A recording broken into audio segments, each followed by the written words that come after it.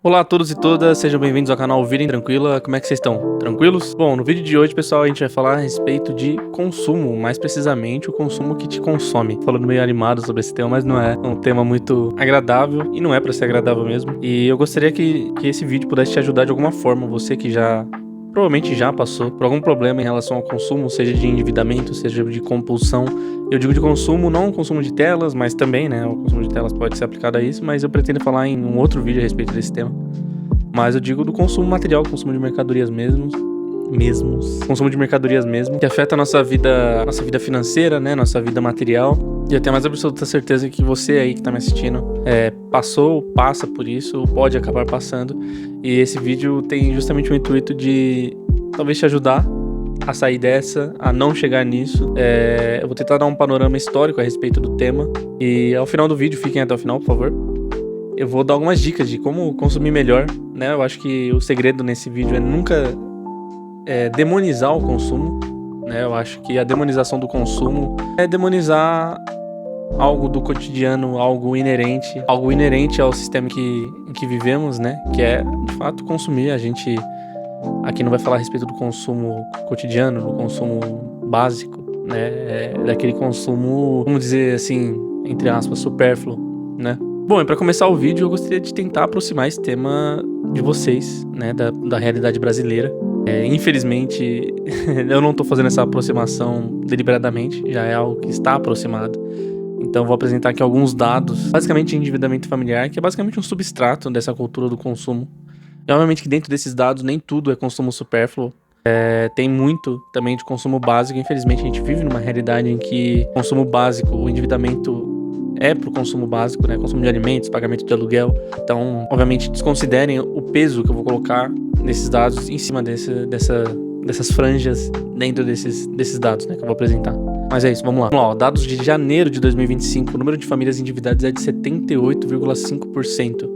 Ou seja, 78,5% das famílias brasileiras estão endividadas, né? Possuem algum tipo de dívida. Outro dado interessante que a gente pode puxar de dentro desse dado do endividamento familiar é de que 29,3% dessas famílias, ou seja, dos 79%, possuem inadimplência, ou seja, dívidas que já passaram da sua data de pagamento, sua data de vencimento. Se eu não me engano, se eu bem me lembro, esse número chegou a 30% em julho do ano passado, tá? E eu acredito que em algum momento do ano passado esse número de endividamento chegou a bater 80%. E é um número realmente alarmante, né? Bom, e dentro do dado da inadimplência, dos 29,3% de inadimplentes, cerca de 12% das famílias contidas ali não possuem recursos para fazer a liquidação das suas dívidas, né? Não conseguem pagar as suas dívidas, se endividaram e não conseguem liquidar, né? É um dado absolutamente aterrador, triste para nossa realidade, né? Para a realidade brasileira, que já é uma realidade muito sofrida, né? Todo mundo aqui tem ou é a pessoa, né? Ou conhece essa pessoa, que é essa pessoa endividada, que tá sempre trabalhando para pagar dívidas e, infelizmente, os dados refletem e reforçam essa realidade que todo mundo aqui conhece de pouco, né? Pelo menos um pouco. E bom, nós temos mecanismos que nos cercam, né? No dia a dia, na economia, de forma macro, e que fazem uma espécie de armadilha que retroalimenta essa inadimplência, essas dívidas incessantes, né? De todo esse cartel mesmo, essa máfia bancária, interbancária, que querendo ou não, a gente precisa recorrer, a gente tá sujeito, né? Eu acho que é mais um sistema de sujeição. E eu peguei os dados aqui, os dados do Banco Central. Dívida com cartão de crédito, né? Cerca de 85,4% de todas essas dívidas que eu citei aqui são relacionadas a cartão de crédito. Todo mundo que consome, né, necessita de um cartão de crédito, né? O cartão de crédito já não virou mais um luxo, aquela coisa quase estigmatizada dos nossos pais, dos nossos avós, que tinha aquela coisa do pagar tudo à vista, o cartão de crédito era para casos de emergência, etc. Hoje, infelizmente, né, o cartão de crédito se tornou uma extensão da nossa renda, né? Um dos erros clássicos que todo mundo comete é tratar o cartão, isso eu vou falar mais nas nossas dicas, né? Mas tratar o cartão como uma extensão da nossa renda não é, mas infelizmente acaba sendo para muitas pessoas, principalmente para aquelas que eu falei que quando fazem o consumo não consomem de forma supérflua, né? É de maneira essencial. Tem gente que paga aluguel, faculdade, alimento com cartão de crédito, né? Feira de mercado, despesa, né, de mercado com o cartão de crédito. Para corroborar ainda com essa armadilha do cartão de crédito, nós temos as taxas de juros altíssimas que recaem sobre o cartão de crédito, né? Os juros rotativos de cartão, que hoje, na média, né, dos principais bancos, eu peguei ali, fiz uma média dos principais bancos, tá em 377% ao ano, né? Isso sem contar, eu não contei os bancos moderninhos, digitais, que são todos legais e que só servem pra te lascar, de verdade. Assim, a roxinha... a roxinha, que detém grande parte das dívidas dos brasileiros hoje, toda moderninha, etc., não caiu nessa armadilha, tá? Então, juros rotativos de cartão tá em 377% ao ano. Pra quem não sabe, juros rotativos de cartão é quando você paga o mínimo da fatura do cartão e deixa rolar o restante da fatura que sobrou pro próximo mês, né? Eu descobri isso da maneira mais fácil, que é simplesmente pesquisando o que é um juros rotativo de cartão. E, infelizmente, alguns de vocês, provavelmente, que estão me assistindo, podem ter caído nisso. É aprender da maneira mais difícil, que é caindo, de fato, na armadilha do juros rotativo de cartão. Que é com a ilusão de que pagar o mínimo, tá tudo certo, o restante da fatura vai pro outro mês e eu vou pagar e tá tranquilo. Não façam isso, por favor. Eu sei que é difícil, são diferentes realidades, mas foquem sempre na liquidação do cartão, porque isso pode virar uma bola de neve e te prejudicar ainda mais do que já prejudica, né? E saindo da esfera do crédito, agora na esfera da sua própria conta corrente, que de fato, não de fato, mas talvez seja uma espécie de crédito, se não me engano é um crédito, né? Que seria o cheque especial. O cheque especial é aquele limite a mais que o banco coloca na sua conta, tipo assim, você tá gastando aí e tal, e o pobre geralmente consome toda a sua renda, né? É muito raro que eles conseguem poupar e etc. E como o pobre consome grande parte da sua renda, o banco, né, vendo essa grande oportunidade, cria o cheque especial, que é basicamente uma gordurinha a mais, um limitezinho ali a mais, que você pode gastar da sua própria conta corrente como débito, na função débito, e incide juros. Isso eu já caí, isso eu já usei na época da faculdade, eu tinha muita conta pra pagar, trabalhava de office boy, o salário não dava mesmo, assim, caiu o salário, zerava. E aí eu precisei pegar cheque especial, pegava em dias específicos que esses juros abaixava, mas os juros de cheque especial, a média dos bancos aqui que eu calculei, tá em 165% ao ano, né? Uma taxa altíssima. E eu precisei já desse cheque especial. Não recomendo, não recomendo mesmo. Mas é isso. Bom, pessoal, após elucidar, né, meio que esse tema, colocar ele na realidade brasileira, eu gostaria de tentar contar um pouco a respeito da história do consumo, né? Eu sei que agora vai fugir um pouco de dados, estatísticas, etc. Eu vou para uma área mais histórica para vocês tentem entender um pouco como é que se dá esse consumo de mercadorias, esse novo tipo de consumo que a gente vem fazendo, vem criando, que o sistema vem empurrando pra gente, obviamente, né? A gente não cria nada sozinho, né? As coisas não são impostas e a gente lida com essas imposições. E para isso, para essa missão histórica, eu utilizei esse livro aqui da professora Sleide Arruda Fontinelli. Esse aqui, vocês estão conseguindo ver, Cultura do Consumo, publicado pela FGV. Livro muito bom mesmo. Recomendo a leitura, vai dar um panorama geral a respeito da cultura do consumo. E por ser um livro da FGV, ele fala de temas bem pertinentes, assim, críticas sistêmicas e etc. Coisa que eu não achei que a professora faria e fez com maestria. Ficou tudo muito bom. Rola até umas reflexões psicanalíticas a respeito do consumo. Tem um trecho ali que ela fala a respeito de Marx, a crítica ao capitalismo e etc. Assuntos bem interessantes aí pra quem se interessa. E é isso, vamos lá. Bom, pessoal, como já citado anteriormente aqui no vídeo, a gente faz o consumo de mercadorias no capitalismo, né? A forma mercadoria. Né? A mercadoria ela é uma forma no capitalismo, ela é uma conformação, na verdade, de multideterminações produtivas que trabalham para a produção dessas mercadorias. Eu vou tentar elucidar isso ao longo do vídeo. Mas o consumo de mercadorias gera um consumidor de novo tipo, né? A autora aqui do livro, ela diz a mudança do caráter do consumo mesmo, como eu posso dizer, da importância do consumo, do significado do consumo na vida do povo, da população. E esse significado ele muda ao longo do tempo, né? Ali, junto com a Revolução Industrial, onde as pessoas eram mais voltadas para a produção do que para o consumo, não se entendia muito bem a figura da população como consumidores, né? Obviamente que existia ali um quê de necessário para o consumo populacional, mas ele não era prioritário para a efetivação do capital, que ainda estava em formulação, né? Outros autores aqui, a formulação do capitalismo, né, ocorre de maneira diversa. Então, O capital ele se dá num capital mercantil, comercial, e depois ele passa para um capital industrial, depois financeiro, e até chegar no formato que a gente tem hoje. Mas o consumo ele era visto como simplesmente como consumo de valores de uso, né? O consumo necessário, o consumo a ser feito, o básico, né? Pelo básico. E com a chegada do capitalismo, do consumo de mercadorias, da produção de mercadorias no capitalismo, tem-se então a criação de valores de uso, né? Então toda mercadoria no capitalismo possui valor de uso, ou seja, ela possui alguma utilidade, né? Uma bolsa da Prada, por mais que ela tenha toda a valoração que uma bolsa da Prada, né, obviamente pode dar, ela ainda possui a função bolsa, né? Ela ainda serve para carregar algo. Obviamente que esse tipo de consumo ele se modifica ao ponto de até mesmo o valor de uso ser dissociado do simbolismo da própria mercadoria, ou seja, a micro bolsa que acho que foi a Louis Vuitton, não lembro, uma dessas marcas de Bocó produziu, ela perde também o valor de bolsa, né? Ela não serve para você carregar absolutamente nada. Só que ela obviamente, ela possui outros valores de uso que aí ela se casa com aquela coisa da imagem, da exposição, da mídia, da publicidade. Ela atende a esse valor, né? É uma mercadoria que possui um símbolo de valor de uso. Ai, eu não vou ficar chato, assunto chato, deixa quieto. Deixa quieto, vamos continuar com o tema. Tá, desculpa pessoal, desculpa. Então, as mercadorias elas são imbuídas de um valor de uso e um valor de troca, né? E é nesse valor de troca que aí se amontoam as mais diversas taras publicitárias, né? Quase que vontades maníacas de publicitários, sabe?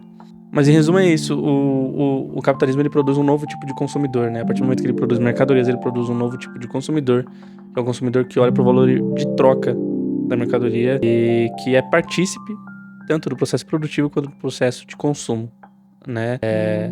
Teorias mais voltadas ao marxismo vão dizer que esse tipo de relação ele possui uma dupla funcionalidade de exploração, que é a exploração na esfera da produção e da circulação. Ou seja, produzo a mercadoria, isso foi explorado no processo, meu salário é pago, parte daquilo que eu produzi, obviamente, né? Que seria aí o conceito de mais valor. E com esse valor que me sobrou, sou explorado na esfera do consumo também. Então, sim, estamos cercados, pessoal, estamos cercados. Mas esse daqui não é o tema, né? E apesar de tudo isso que eu expliquei, todas essas firulinhas, ignorem a maior parte, tá? Por favor, pessoal. Porque, infelizmente, sou uma pessoa muito prolixa. Apesar de tudo isso, todo esse simbolismo que recai sobre a mercadoria, ela ainda assim atende a funções materiais, a funções de necessidade do capital, de reprodução do capital. Isso daqui a autora ela consegue deixar muito claro no livro, né? Que todo o aparato publicitário de relações públicas, as relações públicas ali eram tidas como a profissão de fazer as empresas palatáveis ao público, né? Então, por isso as relações com o público. Todo esse aparato, ele se conforma justamente para dar vazão a uma nova fase do capitalismo, porque você tem a fase inicial, industrial, que é aquelas fábricas, crianças trabalhando, mulheres e aquela coisa horripilante, né, que a gente sabe dos livros de história, para passar para uma fase em que o capitalismo agora, desenvolvido industrialmente, necessita do escoamento dessas mercadorias para dentro do país e para fora também. Então, cria-se a figura do consumidor, né, o consumidor enquanto centralidade para a reprodução do capital, né? O capital, ou seja, o valor investido na produção, ele só é efetivado de fato quando ele vende mercadorias, né? Antes da venda da mercadoria, esse capital ele não completou seu giro, ele não se refez, né? Se refez e se reproduziu, né? Ou seja, rodou por sobre si mesmo e mais um pouco, né? Enfim, após toda essa explicação chatíssima e técnica, mais ou menos técnica, né? Eu sou meio burro, então não consigo explicar tão tecnicamente, sou nada didático.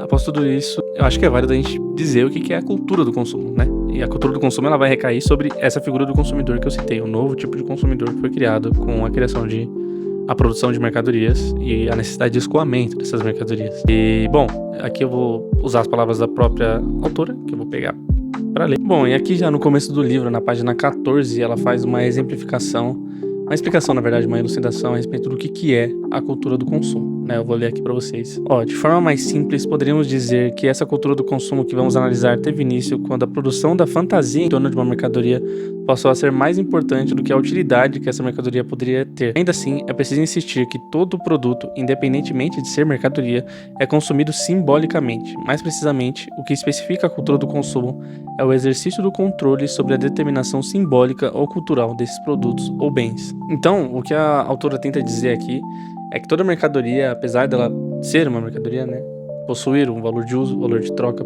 possuir uma necessidade material de reprodução do capital e escoamento da produção, ela é sempre, invariavelmente, consumida na esfera simbólica, na esfera na esfera da fantasia, né? Na esfera da fantasia aí. E dentro dessa esfera da fantasia, dessa esfera do simbólico, dessa esfera das construções psicológicas que a gente faz por sobre essas mercadorias, existe uma disputa, né? Uma disputa simbólica. Essa disputa simbólica é feita justamente por entidades que eu já citei aqui, que são os publicitários, o marketing, as relações públicas, todos esses agentes que têm como função, como posso dizer, desvirtuar a percepção do processo produtivo dessa mercadoria para dar um novo significado, né? Ir além da forma da mercadoria, né? Da forma em si, da forma concreta da mercadoria, e com isso deixar, né, aquela coisa da infinitude das vontades humanas, dos desejos humanos, e é justamente explorar esse universo do infinito, né? Do desejoso, do gozo humano, né? E esse desejo, esse gozo humano, ele é representado na mercadoria, né? Incidente sobre a mercadoria. Ele também possui, como eu posso dizer, um caráter social. Ele possui um marcador social, né? Então, grande parte do consumo de mercadorias do capitalismo, e esse consumo que eu tô especificando aqui, ele tende a ser um marcador social, né? Alguém que consome não para reafirmar o eu, né? O ser, né? Tipo, sou, consumo e sou, né? Obviamente que pessoas, eu quero falar mais sobre isso até em outro vídeo também, mas aquilo de consumir e ser outro, né? É um marcador social, porque ninguém quer consumir para se marcar socialmente enquanto tal. Ou seja, sou pobre e consumo para que eu pareça pobre. Não. Esse marcador social, ele marca o outro, né? Ele se configura, se reconfigura em outro. Então, consumo não para ser eu, mas para ser outro, ou potencialmente outro, né? E ela exemplifica, a autora aqui exemplifica isso com o exemplo de um vestido que era vendido ali no começo da industrialização. Já naquela época, né, você já tinha a venda do simbólico, né? O que ela fala, que ela delimita, é que, tipo assim, a venda do simbólico, ela sempre existiu no consumo das mercadorias. Quando se começou a produzir as mercadorias, como eu tô especificando aqui pra vocês, mas ela se acentua, né, ao longo do século XX e XXI. Mas já no século XIX, final do século XIX, você tinha essa associação, esse marcador social, principalmente nas vestes, né? Então você tinha um vestido costurado à máquina, né, exposto na vitrine, que é o exemplo que ela dá. E ao lado desse vestido tinha a foto de uma duquesa, uma donzela, que era justamente, para quem entende um pouco mais sobre a transição capitalista, sabe que a burguesia que a gente tem hoje, ela não foi uma classe dominante desde sempre, né? Você tinha antes os nobres, os aristocratas, que sim, advinham de grandes latifúndios de terras, dos feudos, que tinham todos aqueles valores consuetudinários e de subserviência, etc. E existia uma série de valores que aquelas pessoas carregavam consigo e que foram sendo transportados, né, como marcadores sociais, e que essa burguesia, ao ascender no poder, ao ascender politicamente e economicamente no poder, via aquele eco, o eco das classes anteriores, e que ainda assim, em um determinado período, coexistiram junto com a burguesia, até como uma classe um pouco acima e requintada, vamos dizer assim, né? E que era assim digno de admiração dos burgueses. Então você tinha muito desse rescaldo da cultura aristocrata por parte dos burgueses. Então eles consumiam para justamente experienciar a aristocracia, né? E aqui, com a leitura desse livro e apresentando também esses marcadores, essa vontade de ser outro, eu consegui mas eu identifiquei uma contradição principal, não a contradição principal que geralmente a comunada aí na internet fala que é, e que eu não tiro a validade disso, mas a contradição principal que eu falo a respeito do consumo, né? Seria a contradição de existir para e através do consumo. Eu tô falando muito, né? A contradição de existir para e através do consumo de mercadorias. Seria basicamente a contradição de sou se consumo, mas deixo de ser quando produzo para consumir, né? Então a gente se projeta através do consumo ao mesmo tempo que a vida cotidiana, e todo mundo que trabalha sabe que é explorado, né? Eu acredito que hoje em dia a gente está numa época de recrudescimento dessa percepção, então eu acredito que grande parte das pessoas saibam que elas são exploradas, que de fato o trabalho pesa sobre as suas costas, né? Então, ao mesmo tempo que a gente se projeta através do consumo de mercadoria, essa mesma produção de mercadorias, ou seja, a produção no todo, né, no social, dessas mercadorias é o que faz a gente deixar também de existir. Então é uma coisa que se retroalimenta. Deixamos de existir e de identificar aquilo que é o eu, e não identificando aquilo que é o eu, tentamos fazer essa identificação através do consumo. E a roda gira, e não sabemos quem somos. Consumimos para saber quem somos. E deixamos de ser quem somos na produção dessas coisas que consumimos, e por aí vai. Então, não raro é você ver pessoas que afirmam de fato que o eu, né, nós aqui enquanto seres humanos, nos afirmamos, nos projetamos na realidade através do consumo, né? Isso eu até falo para amigos, família.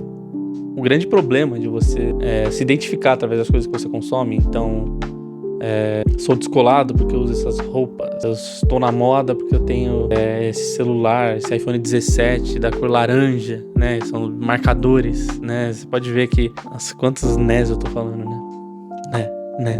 Você pode ver que sempre que lança uma nova geração de iPhones, a cor que mais sai é a cor marcadora daquela geração, né? Ai, eu tô falando para de falar Então, assim, o 6, quem lembra do 6, né? Você tinha o Rose Gold, que era o marcador social daquela geração. Você tem agora o 17 Pro, né? Que é aquela câmera quadradona, larga e daquela cor laranja. É um laranja aquilo, eu acho, né? Você teve o azul indigo em outras edições, você teve o verde limão em outra, e por aí vai.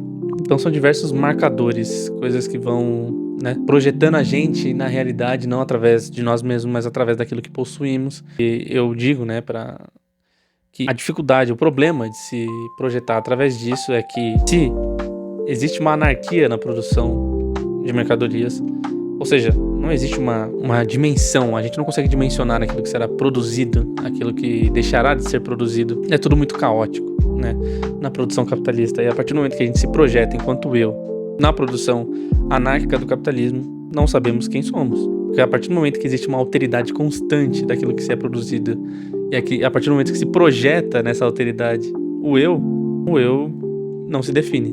Não temos a definição de quem somos. Então, pessoal, a lição que... Vão pegando algumas lições aí, que eu já vou deixar claro. Não tentem ser pelo que consomem. Eu sei que muita gente faz isso, e aqui eu não tô demonizando o consumo. Eu só peço que vocês tentem identificar esse problema. Eu acho que a identificação do problema é um primeiro passo para a resolução de muitos outros. E tentem identificar isso. Se vocês estão, de fato, consumindo algo porque vocês querem, porque simplesmente, não, desejo de consumo, gostaria de ter um perfume melhor, maneiro, que eu gostaria de sentir, um telefone mais bacaninha e tal. Ou se existe ali um marcador social, uma vontade de se enunciar através daquilo, né? Então, peço que tomem cuidado com relação a isso, mas sigamos. Sigamos não, porque eu lembrei, eu anotei aqui, tá? Meu roteiro. Aqui eu não demonizo o consumo, porque deixar de consumir, consequentemente, e meio que corroborando com essa lógica que eu falei de existir através do consumo, é que deixar de consumir é deixar de existir. E ninguém quer deixar de existir, né? Infelizmente a nossa existência está condicionada a isso, e aí eu falo até no plano mais básico de reprodução da vida, né? Consumir é necessário, consumir alimentos, casa, escola, saúde, infelizmente, né? Porque a gente não tem isso de qualidade aqui no nosso país, então a gente tem que fazer o consumo, né, da mercadoria saúde, da mercadoria educação, que é um absurdo. Mas eu falo também no sentido de tendo noção de que existe essa cultura de marcadores sociais através do consumo, deixar de consumir é deixar de existir. Por isso que eu não demonizo o consumo, não quero que ninguém deixe de existir. Eu só gostaria que o problema fosse identificado e a gente conseguisse tratar ele, não só aqui nesse vídeo, mas para fora da esfera audiovisual, né? E, bom, como eu já falei, né? Assim, eu falei correndo sobre a identificação através do consumo e tinha um monte de outros tópicos para eu falar a respeito disso, então tô embromando aqui, pessoal. Mas eu coloquei aqui a contestação da crise. Contestação da crise. Coloquei a contestação e a crise da identidade através. A contestação e a crise de identidade corpórea através do consumo e a substituição do olhar do outro, né? E esse consumo projetivo faz isso, de fato, com a gente. Essa crise de identidade é isso que eu expliquei, né? A partir do momento que a gente se identifica através da anarquia da produção capitalista. E a anarquia eu uso aqui no sentido mais esdrúxulo, tá? Caso algum anarquista esteja me vendo, não tô tentando ofender a corrente política de vocês, tá? Mas, caso se projete, se identifique através dessa anarquia do consumo, tem-se então uma indefinição do ser. E essa indefinição do ser é uma indefinição da identidade, né? Aquilo com que eu me identifico. E outra coisa que gera essa crise de identidade está contida no próprio ato publicitário de marketing, etc. Através do olhar do outro, né? A gente necessita do outro para se entender como eu, né? Isso é um princípio básico. Essa é a importância da terapia, né? É ter o outro para que esse outro perceba o eu, né? E ao me perceber, eu me percebo, né? Por isso que não existe autoterapia, né? Existe uma dificuldade muito grande do eu reconhecer o próprio eu. Obviamente que em um determinado momento a gente sabe reconhecer a nós mesmos, mas vocês entendem, né? Qualquer tipo de alteridade ali é difícil de ser identificado por nós mesmos. E o consumo, a esfera da publicidade, ela faz a substituição do olhar do outro. A partir do momento em que a publicidade ela se torna uma projeção virtual do eu, então é um eu virtual, e a gente entende aquilo como o outro, a gente passa a tentar absorver aquilo de forma forçosa, né? Que seria basicamente as imposições estéticas que a gente tem, né? A indústria da moda tá aí para a indústria da moda, a indústria da estética, as mulheres principalmente, né? Deixem aí nos comentários caso vocês tenham passado ou estejam passando por isso, né? O que trata muito bem a respeito desse tema é o filme A Substância, né? Ele vai tratar a respeito dessas imposições estéticas, dessa substituição do olhar do outro, né? E o outro ali sendo os resquícios da sua eu do passado, que é projetada mediaticamente, né? Mas isso daqui não é crítica de filme. Vamos voltar aqui pro tema. Então a substituição desse olhar do outro, ela gera uma espécie de deformidade em relação ao eu, né? Então o consumo ele pode ser sim muito nocivo pra gente. Ele pode ser não só nocivo financeiramente, mas psicologicamente. Pode ser não, ele é nocivo financeiramente, psicologicamente pra gente. Ainda mais que a indústria, ela tem noção disso e ela se projeta bem disso, né? De que a nossa vontade enunciativa enquanto ser na realidade é quase que infinita. Ela explora esse universo infinito através de meios finitos, né? E bom, através de tudo isso que é causado pelo consumo, a gente chega então no consumo de experiência, né? O tão falado, eu acredito que você que já tenha visto algum vídeo sobre consumo, tenha ouvido falar do consumo da experiência, né? E a autora aqui, ela vai falar a respeito do consumo da experiência e da experiência do consumo, né? A experiência de consumir, o querer estar presente nesse ato de consumo, né? O consumo enquanto um ato quase que ritualístico religioso ali, né? Enfim, e o consumo da experiência, ele obviamente corresponde, eu ainda vou falar mais, né, sobre esse tema um pouco mais pra frente, que aí ela vai elucidar melhor, mas ela já dá um panorama a respeito do consumo da experiência. Então, o consumo de experiência, ele responde, na verdade ele corresponde a uma tendência, não só por conta do pioramento da vida material, né, ou seja, do pioramento da vida material, no sentido de que as pessoas possuem menos materialmente as coisas, elas passam a experienciar, a ter acesso às coisas, a ter acesso a experiências, né? A experiência definitiva de um jogo, ou de um filme, ou a experiência de uma viagem. Agências de viagem trabalham, né, com essa coisa da experienciação. E ela não é uma simples experiência, é uma experiência mostrada, uma experiência audível, visível, palatável e tudo ável que, né, puder, condenável, mas o campo da experiência enquanto consumo, então o consumo da experiência, ele parte, eu acredito, né, que é uma interpretação minha, de uma noção de que existe uma rotina excruciante que recai sobre todas as pessoas. E a venda dessa experiência é justamente uma fuga dessa vida que as empresas, o capitalismo no geral sabe que as pessoas passam. Então a venda dessas experiências, essas experiências, como eu disse, são vistas, né? Acho que a experiência, enquanto tal, ela não é vendível, mas a experiência vista, a experiência apreciada por outro é vendável, vendível? Eu não sei, me corrijam aí. Mas ela justamente serve para ser esse escape dessa rotina excruciante, dessa exploração monótona, né? Essa alienação. É uma forma de alienar através da alienação, né? Então tiro por um segundo, né? Faço um voo suborbital. Esse trabalhador cansado de uma vida possível e desço, afundo ele de novo na vida, na exploração e tudo mais. E aqui, pessoal, eu sei que muita gente já vem falar comunistinha e coisa do tipo, mas não, pessoal, acho que assim, a exploração é algo palpável, algo, né, real. E quem não conhece isso tá em delírio, né? Tá em delírio, é o que eu posso dizer. E esse consumo de experiência, para além disso que eu falei, de ser, né, essa alienação para realienação, ele também é uma satisfação de desejos, né? Ele serve para uma satisfação de desejos que se retroalimenta, né? Então, a experiência enquanto mercadoria e a mercadoria enquanto experiência. Essa relação dialética e que a autora, ela cita aqui num trecho do livro, mas eu não vou ler porque eu tô com uma preguicinha. Ou eu leio? Eu leio aqui para vocês, né? Não vou ler, não. Mas é justamente essa ressignificação, né? Essa forma dialética de absorção mercadológica. Então, uma mercadoria ela absorve uma experiência, né? Ela vende uma experiência e após isso a mercadoria se torna a própria experiência. É um questionamento que eu faço e justamente para exemplificar também, deixei meio solto aquilo da experiência assistível pelo outro.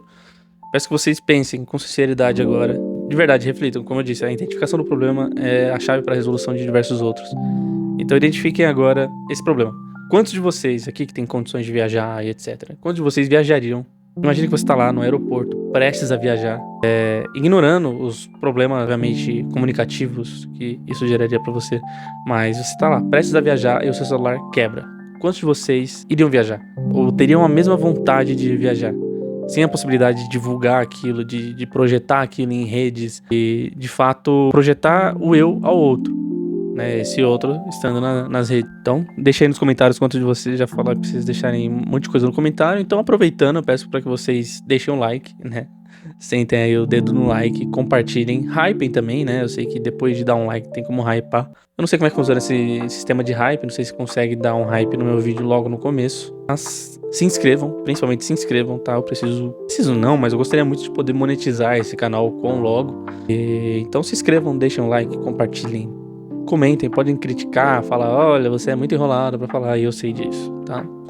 Desculpa, inclusive. Eu sou muito enrolado, muito prolixo. Uma voz fanha, chata, eu sei disso. Mas deixem aí no comentário o que vocês gostariam de ver por aqui. Dicas, olha, eu interpretei dessa forma, desse outro jeito, eu não entendi isso que você falou, eu tento explicar. Sejam educados, tá? Assim, má educação. Eu não vou responder, não vou falar que vou responder com má educação. Você é mal educado, não vou responder. Mas caso vocês sejam legaizinhos, igual eu tô sendo aqui com vocês, apresentando esse tema aqui pra vocês, eu serei na mesma medida. Mas é isso, dando continuidade, tava falando a respeito da experiência e como que ela serve pra realização dos desejos, e ela é meio que dialética, essa realização de desejos, né? Então, a mercadoria atende a um desejo e, como eu disse, o plano infinito dos desejos tem-se então a criação de mais desejos por sobre aquela mercadoria e aquilo se retroalimenta. É só você pensar de novo em exemplos de fone, né? Mas, pensem em outras coisas. Roupas, perfume, linhas de fast food, né? Então, parques de diversão, sabe assim, cruzeiros, né? David Foster Wallace fala naquele livro, ficando longe do fato de já estar meio que longe de tudo, é que eu esqueci o nome do artigo lá, da crônica que ele escreve, que ele fala que a experiência de estar no cruzeiro é ser mimado até a morte. Quase a experiência de ser mimado até a morte. E de fato é assim. Essa virada de ano pra cá, eu passei num resort, assim, e de fato a experiência de ser mimado até a morte, né? De você simplesmente não... Aquilo, é a alienação pra realienação. Então, eu passo o ano inteiro trabalhando e servindo, e trabalhando e servindo. E ali eu tenho a oportunidade de ter um voo suborbital e ser servido e tal, pra depois voltar. Obviamente, já voltei pra boa e velha alienação. Ah, que delícia. Bom, pessoal, começou a obra de asfaltamento aqui perto de casa, na rua. Talvez vocês ouçam alguma coisa, mas não liguem, tá? É só o som da minha cabeça. Imagina que é o som do meu crânio trabalhando pra projetar todas essas ideias aqui no vídeo. Mas dando prosseguimento, estamos aqui na reta finalzinha. Depois vamos pedir só as dicas, e as dicas são bem mais rápidas, tá? E aqui eu coloquei perequetei basicamente o tema que eu falei lá da bolsa, mini bolsa da Louis Vuitton, que ela atende ao valor de uso, mas é um valor de uso meio que transfigurado para um valor de troca anterior. Então aqui eu coloquei, vou ler para vocês, porque eu tô com uma preguiça de falar disso daqui. A subjetividade como ponto de aglutinação dos falsos valores de uso. Então a subjetividade, nossa cabecinha, ela é o ponto de aglutinação de falsos valores de uso, ou seja, esse consumo, sabe, tão frenético, ferrenho de mercadorias e desse consumo do simbólico das mercadorias recai sobre nós tão ferrenhamente que a gente, em um determinado momento, a gente cria valores de uso para valores de troca. Então, sabe, aquelas funcionalidades, como eu posso dizer, a venda de uma experiência se torna, ela tem o seu valor de troca. E aquele conglomerado da experienciação se torna um valor de uso. E aí a gente quer consumir outras mercadorias que atendam ao valor de uso daquela experienciação, né? Então, aqui, pessoal, valor de troca, eu sei, vai ter um monte de marxista. Me fuzilem, sabe? Tipo, o pessoal querendo comer minha alma, mas o que eu falo de valor de troca é justamente toda aquela carga simbólica que recai sobre a mercadoria no momento da sua circulação, tá? Pô, depois desse vídeo aqui dá pra entender, né? Mas assim, vamos lá, desculpa. Então tem-se a criação de valor de uso em coisas que não são necessariamente valores de uso. Deixa eu ver um exemplo que eu posso citar aqui. Cara, eu tô pegando muito no pé de iPhone, vamos pra PC Gamer. Então, consumir um PC Gamer e, aquele DLSS que é a geração de quadros por inteligência artificial, aquilo pra mim virou um valor de uso agora, e aí eu vou consumir outras mercadorias que tem assim como ponto essencial, ou seja, que vão condicionar o meu consumo, né, o meu valor de uso. Olha, esse daqui está justificado por conta desse DLSS em outras versões. Eu não sei se deu pra entender muito bem, se não, descartem e sigamos. Vamos lá, estamos quase chegando nas dicas, pessoal. Aguentem firme, eu sei que vocês estão aguentando, tá chato, desculpa. E aqui eu coloquei um trecho a respeito de psicologização manufaturada, que seria basicamente fatores psicológicos incutidos na própria materialidade do objeto, né? E ela citou o exemplo de um carro, e aqui eu posso citar, né? Acho que o carro é um exemplo perfeito, né? Imagina que você tá lá na concessionária do Tecar, e aqui pensem na parábola de significações, assim, e ponto do capitalismo tardio, a gente veio parar pra gente tá comprando um carro do Tecar, sabe? Vimos o Tecar no Reels e fomos lá comprar uma BMW, uma lasanha do Tecar. Beleza, você foi comprar aquela lasanha do Tecar e o Tecar vai te vender um carro com um painel diferente, e esse painel diferente, essa central multimídia, ela é de um determinado ano, um específico do carro. E isso ele vai te vender como, olha, se você comprar esse carro com esse painel multimídia, com esse painel em mármore, vamos supor que existe uma BMW com painel em mármore, eu sei que não existe. Talvez, não sei, rico tem uns gostos meio estranhos. Isso, meu amigo, vai te dar uma sensação de poder. Você fecha qualquer negócio, sabe? Existem esses papos, tá, pessoal?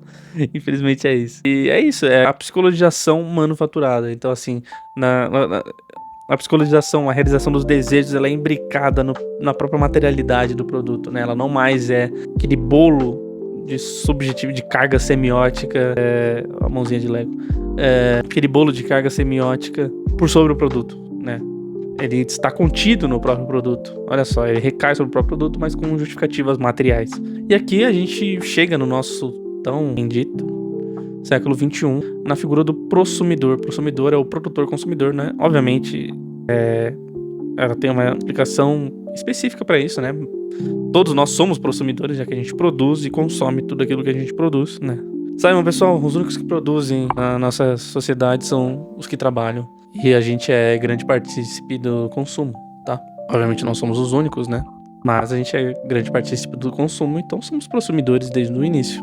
Mas a figura do prosumidor que ela quer dizer aqui é essa coisa preguiçosa que a gente vê hoje em dia, de uma empresa digital que ao vender seus produtos, a Amazon, por exemplo, várias plataformas de intermédio logístico ali, Mercado Livre, Amazon, Magalu e o cacete A4, fazem isso de prestar um serviço, e a avaliação que você deixa lá, ela é uma espécie, não, ela é uma pesquisa de mercado, né? Pra entender como é que a plataforma tá operando, como é que os anúncios estão operando e etc.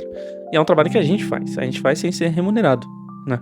E isso, assim, citando um exemplo bem esdrúxulo, mas tem marcas de roupa que pedem para que os fãs desenhem a melhor marca, a melhor estampa de roupa vai ser feita aqui. Então, assim, eles meio que cortam todo o processo criativo e jogam pro produtor. Esse produtor vira um co-participante do processo produtivo sem que receba absolutamente nada por isso.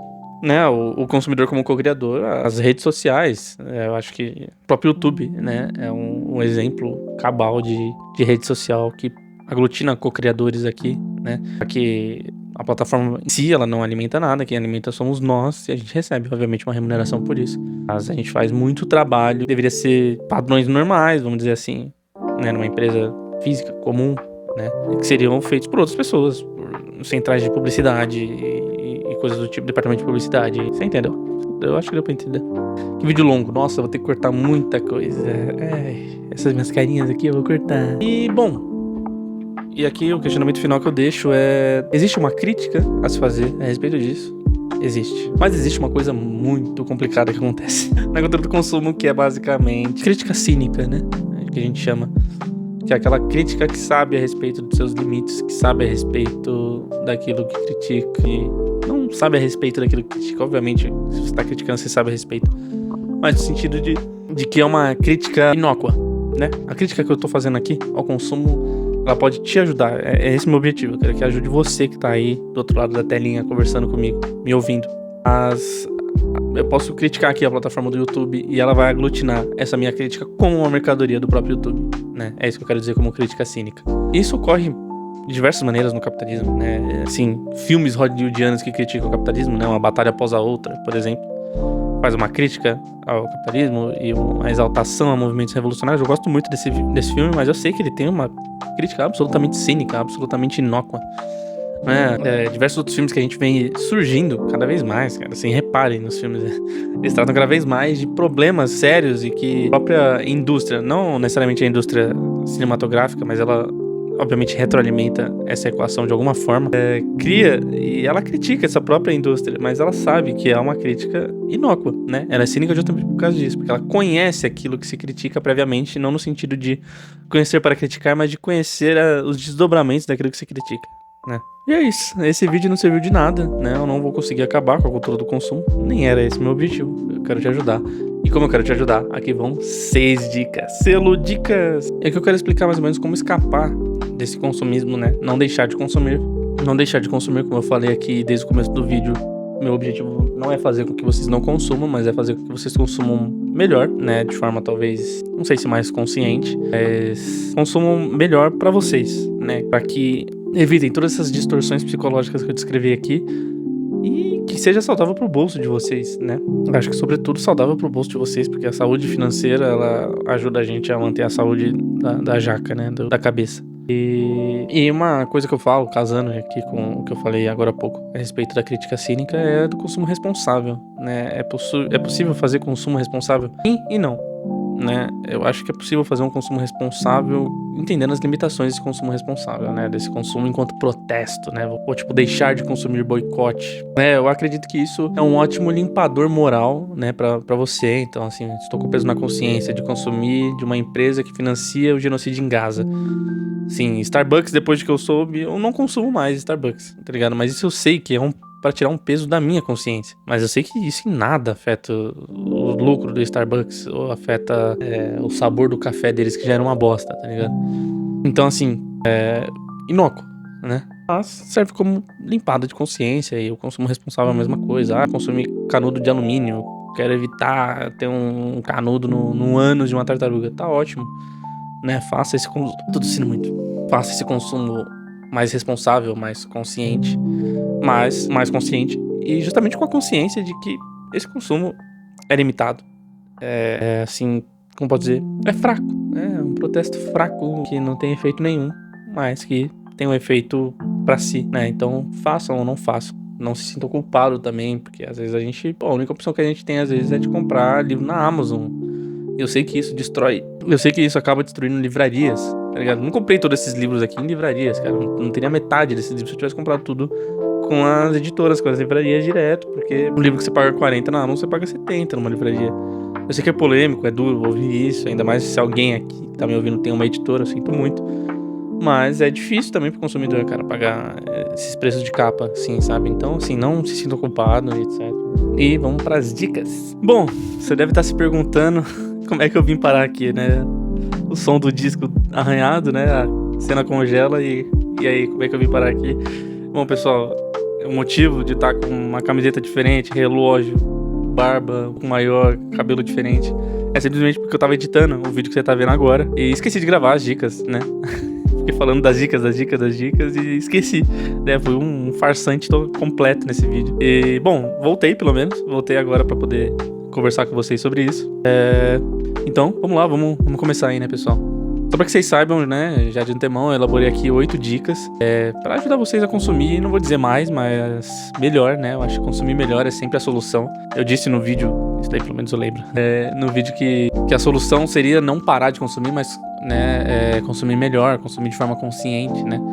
É difícil consumir de forma consciente a partir do momento que sua consciência ela é moldada e remodelada a todo momento, né? Na sociedade em que a gente vive. Mas é nadar contra a corrente mesmo, pessoal. É um exercício de pensamento, de estimulação, de ficar pensando, tipo, não compra isso, não compra aquilo, senão se eu compro isso, eu perco aquilo, sabe? Ter a noção também, a dimensão das suas contas, né? A dimensionalidade da sua própria vida, né? Eu acho que é importante também. E vamos lá, vamos parar de enrolação aqui. E a primeira dica aqui é, seja criterioso. Seja criterioso com as coisas que você compra, né, pessoal? Eu quero voltar, não consigo. Ai, tô travado. Bom, a primeira dica aqui, pessoal, é seja criterioso, né? Eu acho que ter critérios na hora de comprar alguma coisa é importantíssimo. E eu falo aqui, né, se em alguns momentos aqui desse vídeo eu falei a partir de uma perspectiva de alguém que não passou por determinadas situações ou que chegou à conclusão de determinadas situações por outros meios que não da prática, né? Como eu falei a respeito do rotativo de cartão, né?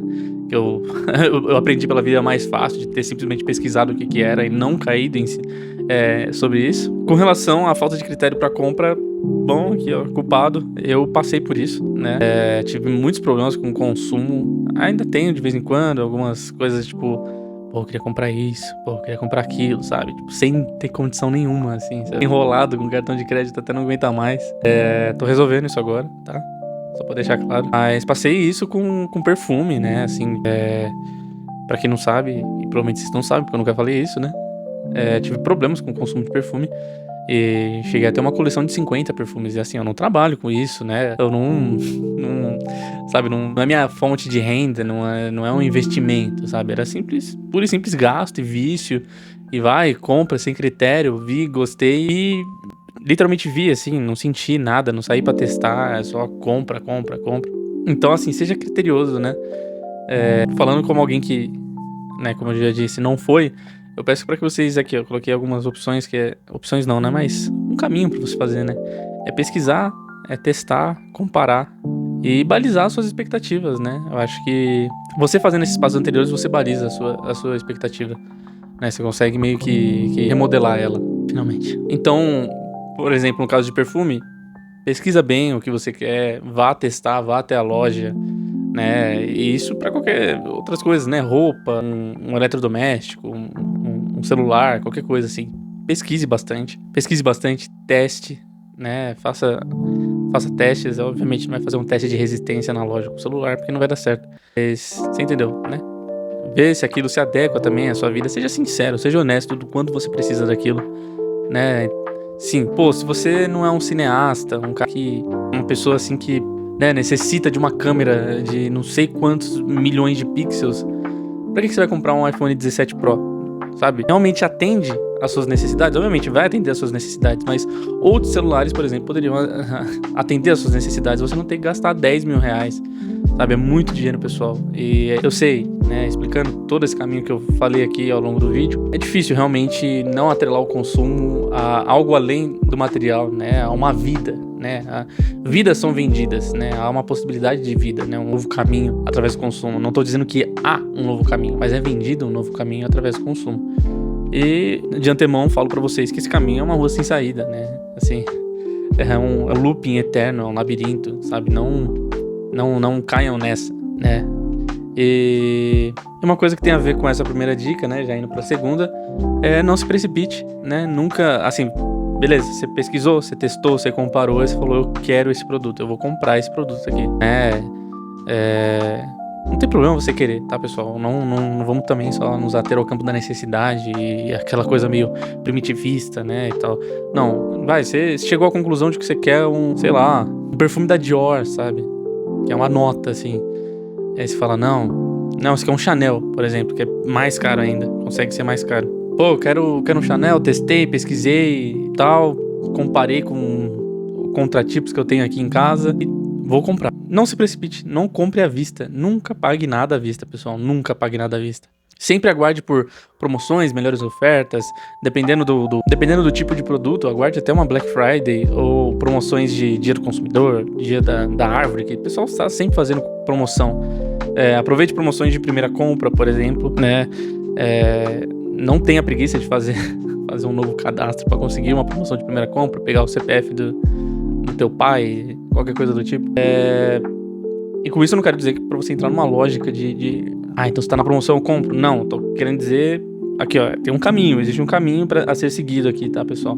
Então assim, pesquise, compare, seja criterioso, tenha noção da sua situação, né? Isso daqui eu vou falar mais pra frente, mas zele pelo seu dinheiro, né, pessoal? Assim, infelizmente, na sociedade em que a gente vive, dinheiro é tempo de vida, né? E quanto mais a gente gasta ele de forma desmedida, a gente tá gastando tempo de vida, né? É triste dizer isso, mas é verdade, né? Seu trabalho, ele é alienado e você recebe parte do que você produz. E essa parte do que você produz advém das horas que você dedica todos os dias a um trabalho, né? Semanalmente, mensalmente. Então, assim, infelizmente, na sociedade que a gente vive, dinheiro é vida e desperdício de dinheiro é desperdício de vida. E com isso, obviamente, tem que ficar sempre me cercando pra poder direcionar a interpretação de vocês também. Não tô querendo dizer que dinheiro é vida, de fato, assim, a sua vida tem que girar em torno do dinheiro. Tô querendo dizer que, assim, você dedica seu tempo, o que há de mais precioso pra geração de dinheiro na sua vida, na forma de salário, seja fazendo um Uber, uma entrega no CLT, num cargo público, qualquer coisa do tipo, você dedica suas horas, anos da sua vida nisso. Então não dá pra gente desperdiçar, pessoal. Vamos ser realistas, é duro, é uma realidade dura, não queria que fosse assim, mas né? É isso. Então assim, seja criterioso, pesquise e decidindo, não pague o preço cheio, né? Seja paciente, saiba esperar. E aqui a terceira dica, ela meio que casa com o que eu já disse, que é você ser honesto com relação à sua própria situação, sua situação financeira. O quanto você pode gastar, sabe? É você olhar para um produto e falar, pô, não é pra mim, não é pro meu nível de renda às vezes, né? Assim, pô, eu que ganho, um exemplo, eu que ganho um salário mínimo. Pô, cabe a mim comprar um MacBook de 40 mil reais, sabe? Eu não tô dizendo que você não possa consumir esse tipo de coisa se você tiver numa faixa de renda elevada, né, pessoal? Vamos nos ater às nossas próprias necessidades. Às vezes a gente, sabe, ignora o que há de fisiológico na nossa vida pra poder consumir determinadas coisas, pra vocês verem o grau de penetração do sistema, desse mecanismo de consumo na nossa mente, assim, sabe? Pessoas que deixam de gastar com filho, com escola do filho, com saúde, com plano de saúde, com comida, às vezes, pra poder fazer um tipo de consumo desse, assim, sabe? Então se atenha sempre à sua situação financeira e seja honesto. Olha, talvez isso aqui não seja pra mim, eu sei que é difícil, como eu já disse, eu elucidei tudo aqui nesse vídeo.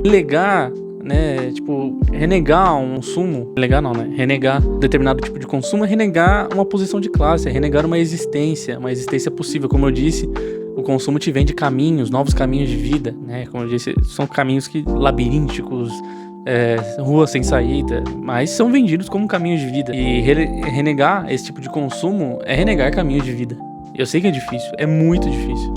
Não tô falando que nada disso daqui que eu falei no vídeo e as dicas que eu tô apresentando agora vão ser fáceis de ser praticadas, mas elas devem ser praticadas, elas têm que começar, pelo menos, deve haver uma tentativa, né? É aquilo que eu falo, assim, relacionamento, eu sempre evito de prometer algo, assim, tipo, farei tal coisa. Não, eu sempre prometo tentar fazer tal coisa, né? Então, assim, prometo tentar ser uma pessoa melhor, uma pessoa mais paciente, coisas do tipo. Então, assim, eu prometo tentar aplicar o que tá escrito, tá escrito não, né? O que eu tô falando aqui. Tá, não tô dizendo que vai salvar a sua vida, é o básico, assim. Você não vai ganhar mais dinheiro com isso. Obviamente que relativamente você vai ter mais dinheiro por não estar gastando com besteira. E fazer isso simplesmente é uma questão de sobrevivência só, pessoal, tá? Eu não tô vendendo nenhuma fórmula mágica aqui. Não esperem isso, por favor. E eu coloquei aqui, o cartão de crédito pode sim te ajudar, mas é um meio a ser domado, né? O cartão de crédito, ele pode se descontrolar, como eu descontrolei o meu, tá, pessoal? Tô aqui me esforçando para tentar pagar. Mas ele pode te ajudar, ele pode ser, inclusive, a sua reserva de emergência, né? Uma coisa que alguns coaches de finanças aí falam, e alguns honestos, né? A exemplo aqui do Raul Sena, por exemplo, falam é que o cartão de crédito pode sim ser a sua reserva de emergência, né? Obviamente, não coloque todas as suas fichas no cartão de crédito, né? Ele pode ser uma extensão da sua já existente reserva de emergência. Mas eu acho que não é recomendável você atrelar toda a sua reserva de emergência ao cartão de crédito, assim como não é recomendável você atrelar todos os seus gastos ao cartão de crédito. Tudo que você vê, você passa o cartão de crédito. Não recomendo que faça isso, vira uma bola de neve, você perde a noção da sua renda real, né? Que é aquilo, né? O milagre é sempre prometido aos sábados e a gente morre na sexta, pessoal. Então, assim, a gente tem que tomar muito cuidado com essas coisas. Não é porque você passa uma conta pro mês que vem que você não vai ter que pagar a conta do mês que vem, que a conta do mês que vem não vai ter que vir. Não há de vir, né? Ela vai vir e se bobear, se você não se cuidar, ela vem com juros, tá, pessoal? A gente não sabe o dia de amanhã, a gente não sabe se vai estar empregado, se vai estar com saúde, vai precisar, sabe, arcar com quem tem família, principalmente, assim, quem é chefe de família, prover para sua própria família de alguma forma. Não dá para ter esse tipo de entrave, assim, com o cartão de crédito, tá, pessoal? Então, peço, por favor, que vocês tomem muito cuidado mesmo, tá? É uma bola de neve, assim, não canso de ver relatos aqui nas redes sociais de pessoas que se enrolaram com cartão de crédito, tão enroladas, estão com juros, assim, astronômicos. Então, tomem cuidado, tá bom? Bom, eu coloquei aqui um que é mais pra mim também, né? Evite colecionismo, né, pessoal? Eu falei aqui na minha coleção de 50 perfumes. Sinceramente, colecionismo não é pra gente, assim, não é que não é pra gente, mas assim, não recomendo. Se você não tá com as suas contas em dia, suas finanças em dia, tá com a cabeça tranquila pra poder fazer de fato um consumo tranquilo, um colecionismo que é pensado no longo prazo, que é pensado como um hobby, que é pensado como uma mera, sabe, uma mera antessala na sua vida, assim, sabe? Um cômodo que você mostra de vez em quando as pessoas falam, olha que legal aqui. Não que seja toda a casa, que seja, sabe, aquela coisa aquela sana, aquela coisa, preciso de mais e mais e mais e mais e mais, sabe? Por isso que eu falo que se você não tá com tudo, essa base organizada, não recomendo que vocês façam um colecionismo de absolutamente nada. Eu sei que eu tô falando isso daqui na frente de uma pilha de livros, tá, pessoal? Isso daqui vem muito de um colecionismo, assim, desenfreado, irresponsável. Tá? Como eu disse aqui na apresentação do canal Vida Tranquila, eu não parto de uma vida tranquila pra ensinar vocês a terem uma vida mais tranquila. Eu parto de uma vida tranquila pra ensinar vocês a terem uma vida mais tranquila. Eu parto de uma vida intranquila pra ajudar junto comigo aqui, né? Eu tô no meio desse processo a ter uma vida mais tranquila. E eu sei que não é certo eu falar tudo isso na frente de uma pilha de livros, mas isso só mostra, né, a regra, né? O que eu tô explicando aqui. E a propriedade que eu tenho pra poder passar pra vocês essa visão. Não colecione, eu sei que é legal, eu sei que eu queria ter uma coleção de discos, queria ter uma coleção de cards de Pokémon, queria ter coleção de perfumes, mas assim, pessoal, não, priorizem ter o acesso a determinados bens e serviços e lugares de acordo com a necessidade de vocês, porque aí você entra numa lógica inalcançável, né? Assim, o objetivo da coleção não é cada item que entra na coleção, mas é a imagem da coleção completa, que nunca se completa, né? A coleção nunca vai estar completa dependendo do que você for colecionar, né? Uma coleção de perfumes, por exemplo, é impossível ter todos os perfumes, sabe? E é algo que vai se retroalimentando, vai retroalimentando essa lógica. Então não caiu nessa, por favor. E uma coisa que casa com essa última que eu falei a respeito do colecionismo se tiver muito ruim, dá um tempo de rede social, saia das redes sociais. Infelizmente tem muitos canais de moda, de games, de diversas outras coisas que incentivam essa prática de consumo, essa prática de colecionismo. E é isso, tá todo mundo tentando sobreviver aqui no YouTube e tal, e obviamente que eu adoraria que tivesse um pouco mais de responsabilidade. Eu que consumi muita coisa da parte da perfumaria, tô vendo um movimento ali de conscientização dos influenciadores a respeito de influência, de consumo, de consumismo, mas por mais que o problema da aposta, né? Não adianta o cara que tá divulgando uma aposta falar que aquilo é pra maior de 18 anos, que é só pro entretenimento, que não é pra apostar o dinheiro do aluguel, sabe? Aquilo ali, sinceramente, é só cláusula contratual, né? Obviamente, primeiramente. Mas também um peso a mais em quem tá doente, né? E dentro dessa lógica, sabe? Quem tá dentro dessa lógica não vai ouvir e falar assim, é verdade, né? Poxa, era só pra eu estar me divertindo, eu tô viciado aqui gastando dinheiro no meu aluguel. Não, né, pessoal? Então, assim, se você tá tendo noção da sua situação, seja honesto com relação à sua situação. Pode ser que você chegue à conclusão de que você tá doente, de que você realmente tem um problema de consumo, de consumismo, né? Se eu não me engano, chama oniomania. Parece que eu tô tentando falar japonês. É um problema chamado oniomania. É um problema chamado oniomania, pessoal. Então, é o vício em consumo, né? A compulsão por consumo, por compras. E a melhor coisa que eu fiz foi me afastar das redes, foi me afastar desse tipo de conteúdo. Que eu sei que, querendo ou não, vai me despertar uma curiosidade, vai me despertar um interesse por compras. Então, caso vocês reconheçam isso em vocês, sejam honestos com relação a isso, saiam das redes, tá bom? Não tenham vergonha de ter que se afastar. Ai, nossa, é muito infantil, tem que me afastar por causa disso. Sim, pessoal, sim, às vezes é necessário, tá? Porque sua mente vai entrando numa lógica, vai entrando numa monomania que é difícil de sair. É difícil de sair estando dentro daquilo, sendo retroalimentado a todo momento. Então eu recomendo a saída das redes, a parar de acompanhar determinados tipos de conteúdo, inclusive o meu, se estiver te influenciando de alguma forma. Eu não tô vendendo nada, mas, sei lá, pelo simples fato de eu estar falando, tá te dando vontade, assim, saia daqui, vá... Olha pra parede, não vou falar, vá ler um livro, né? Olha pra parede, sei lá, faz qualquer outra coisa que não ficar retroalimentando essa lógica, tá bom? E aqui eu coloquei também, que casa com todas essas outras dicas, não se culpe por consumir, ou por consumismo. Obviamente a gente tem culpa a partir do momento que a gente tem livre decisão, todas essas coisas, né? Pode decidir o que consumir, o que não consumir, mas, obviamente, como eu disse, tem muitos fatores que nos influenciam a entrar nessa lógica, a ver as coisas por uma certa perspectiva e ficar martelando naquela mesma perspectiva. Se eu não consumir, eu não vou conseguir ir pro rolê com meus amigos, eu não vou conseguir ser aceito em tal lugar, as pessoas não vão me olhar, vão me olhar de uma forma diferente, etc. Até essas lógicas que eu acho super tortas, super bobinhas, assim, do tipo, compre tal coisa e feche um negócio, sabe? Se você tiver esse carro, você fecha um negócio. Se você tiver esse perfume, esse cheiro aqui, você vai soar como se você fosse um patrão, sabe? Não, só não, assim, enfim. Mas tem diversas coisas que nos influenciam, que fazem a gente entrar de cabeça nessa lógica. E é aquilo, faça esse passo a passo aqui, vai tentando, vai exercitando tudo isso e as recaídas vão acontecer, né, pessoal? Assim, é inevitável, como qualquer vício, tratamento, tem as recaídas, tem os momentos de assim, reincidir nesses erros. E o importante é não se furtar a reconhecer aquilo como um erro, a reconhecer uma parcela de culpa, tudo isso, tá? Não tô isentando você totalmente de culpa, porque senão também, se a culpa não é minha, é culpa só do sistema, estou rendido ao sistema. Não faça isso.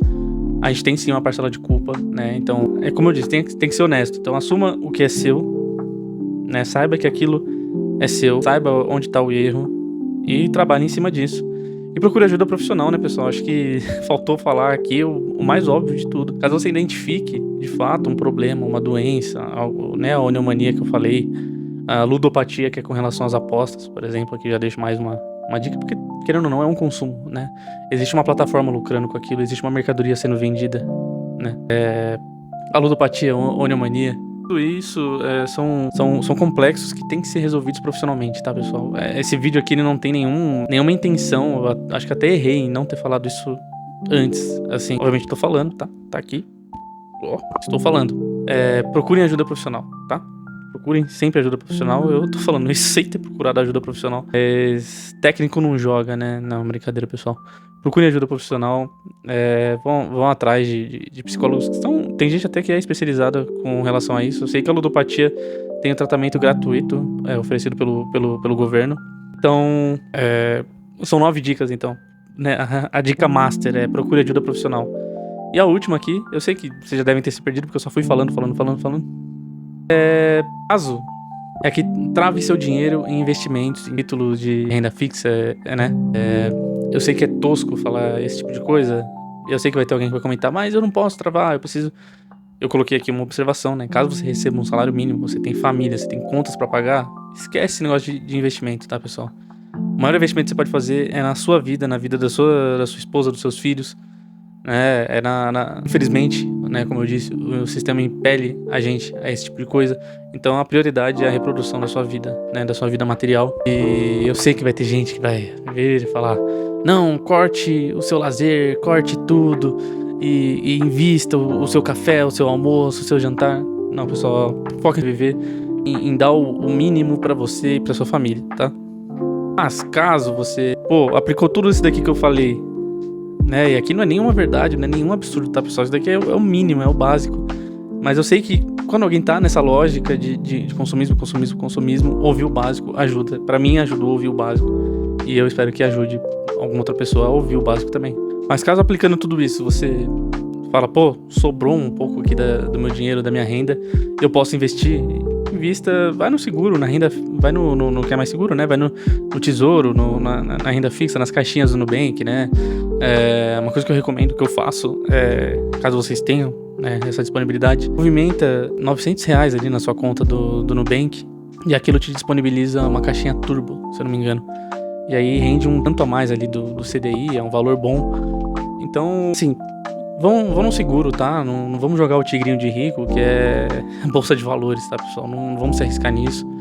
Sinceramente, a gente já... Se você tá vendo esse vídeo é porque você tá trabalhando pra um cacete, tá endividado, tá ruim da cabeça, provavelmente, e não tem tempo pra nada. E eu agradeço, tá? Você tá aqui vendo esse vídeo, mesmo tendo essa vida. E a gente não tem um acesso desigual de informações, tá, pessoal? Então, assim, bolsa de valores, só se você tiver muito tempo pra analisar, ler, ainda assim é muito arriscado, tá?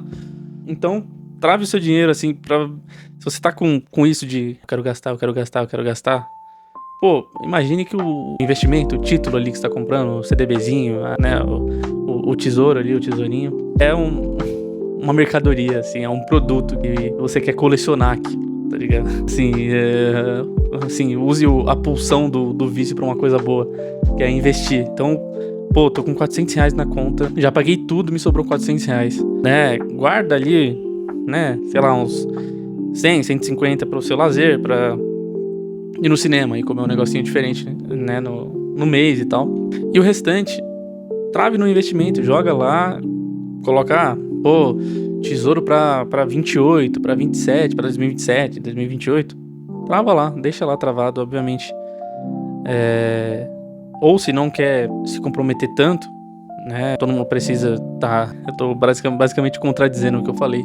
Mas assim, pessoal, não precisa também travar nessas datas que eu falei. Se você não tem uma reserva de emergência, foque em fazer a sua reserva de emergência. Tem opções, se eu não me engano, no próprio Nubank tem umas opções de travar assim pra coisa de 3 meses. E ali, se você for na central de ajuda e tal, você consegue tirar no dia, assim, sabe? Você não vai ganhar o mesmo rendimento, mas você consegue tirar no dia, não vai te prejudicar nem nada. Então, assim, pega esse dinheiro que tá ali sobrando, que tá te instigando a gastar, e trave em algum investimento.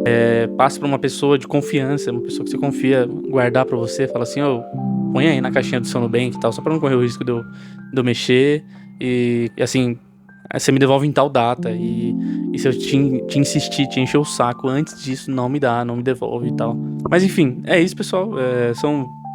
Desculpa aí ter vindo depois gravar essas dicas. E foram dicas absolutamente comuns, assim. Eu falo isso porque eu não falo isso pra tipo, não, olha, quero elogios, não, suas dicas foram boas. Não, realmente o básico, mas infelizmente a rotina, né, o dia a dia de você aí que tá me assistindo, você trabalhadora aí que tá me assistindo, tá cansado e etc, a gente acaba esquecendo do básico, né? A gente é alienado da nossa própria vida e animalizado de certa forma, e a gente fica só nas coisas instintivas, né? Então o básico se perde. Bom reorganizar o básico na nossa cabeça. E não se culpe, né? Não tô querendo dizer que tipo, básico você não faz nem o básico. Não é isso, é que não lhe é dada a oportunidade ou apresentado o básico, ou lhe dado tempo de absorver o básico, né?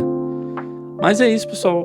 Esse é o vídeo de hoje, com todas as dicas, todas as reflexões, as chatices e o meu ser prolixo aqui. Então eu peço que vocês deixem um like, comentem, compartilhem, tá? Com amigos. Eu não sei se dá pra hypar o vídeo já logo de cara. Se um dia der, por favor, hypem esse vídeo, tá bom? E é isso. Espero ter ajudado de alguma forma. Até mais.